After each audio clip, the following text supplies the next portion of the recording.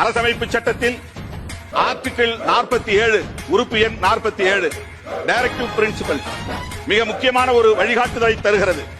இந்திய அளவிலே இந்திய ஒன்றிய அரசு போதைப் பொருள்களையும் சாராயத்தையும் முழுமையாக நீக்குவதற்கு விலக்குவதற்கு உரிய நடவடிக்கைகளை மேற்கொள்ள வேண்டும் என்று வழிகாட்டி இருக்கிறது.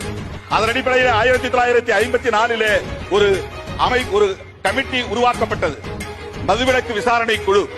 அது அளித்த அறிக்கை 1958 நடைமுறைப்படுத்த வேண்டும் என்று பரிந்துரைத்தது. ஆனால் இந்திய ஒன்றிய அரசு இதுவரையில் அதை நடைமுறைப்படுத்துவதற்கு எந்த முயற்சியையும் மேற்கொள்ளவில்லை.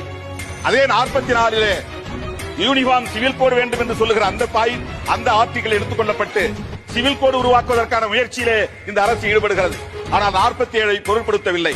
நான் இந்திய அளவிலே இன்றைக்கு இளம் தலைமுறை பாழாகி வருவதை எண்ணி வேதனைப்படுகிறேன். இந்த அரசுக்கு அந்த வேதனை இருக்கிறதா என்பதை நான் கேள்வி எழுப்ப விரும்புகிறேன். இளம் தலைமுறையினர் ஹியூமன் ரிசோர்ஸ் மனித வளம் கடுமையாக பாதிக்கப்படுகிறது.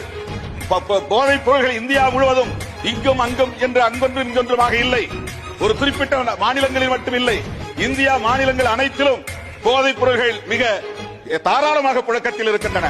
கள்ளச்சாராயம் காய்ச்சப்படுகிறது. 4 மாநிலங்களை தவிர எல்லா மாநிலங்களிலும் அரசு மதுபானங்களை விற்பனை செய்கிறது. இது நாட்டுக்கு செய்கிற மிகப்பெரிய துரோகம்.